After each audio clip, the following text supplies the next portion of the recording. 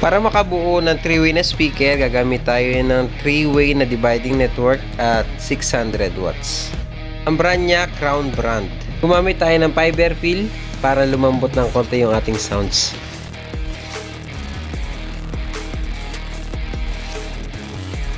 Ang ating tweeter, Crown brand HT46.